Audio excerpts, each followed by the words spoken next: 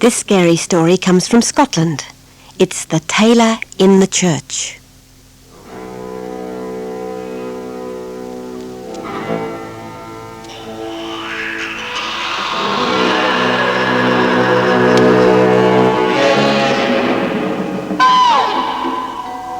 The Lord MacDonald was a humoursome man, so when he wanted a new pair of tartan trousers, he dared the tailor to make those trousers by night in the old ruined church, which, as everyone knew, was haunted.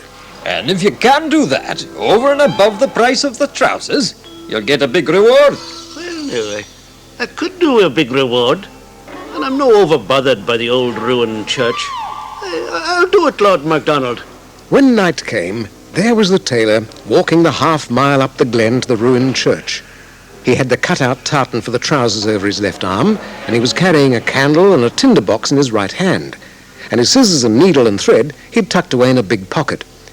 So he came to the church and went in, lit his candle, and looked around him for the best place to set out his work.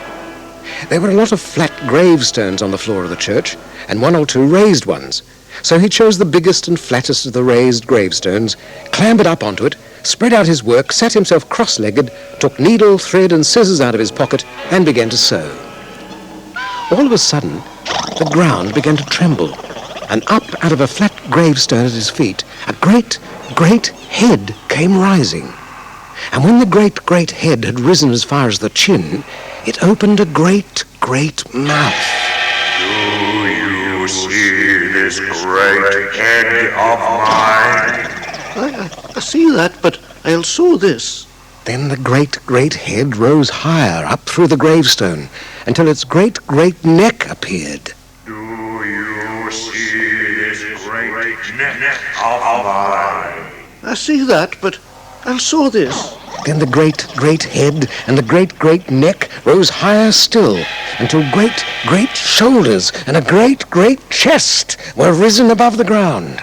Do you see this great chest of mine? I see that, but I'll sew this. And still the thing kept rising up through the gravestone, till two great, great arms appeared, and the thing shook those great, great arms in the tailor's face. Do you see these great arms of mine?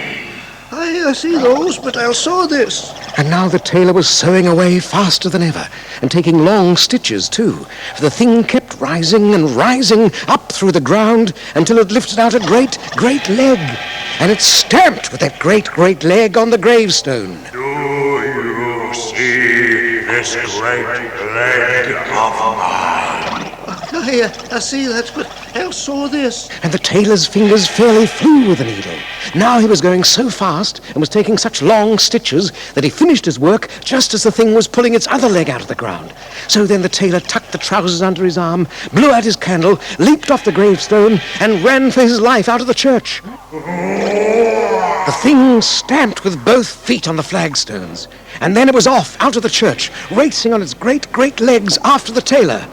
Down the glen they raced, faster than the stream that raced and roared at their side. But the tailor had got the start of it, and he was light and nimble, and he ran as never he had run in all his life before. And so he came to Lord MacDonald's castle, and in through the gate with him, and slamming it behind him just as the thing came up to it.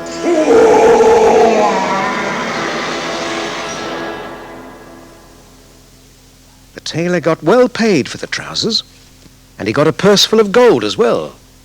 Maybe the Lord MacDonald noticed that some of the stitches were a bit on the long side, and maybe he didn't. At any rate, he never complained.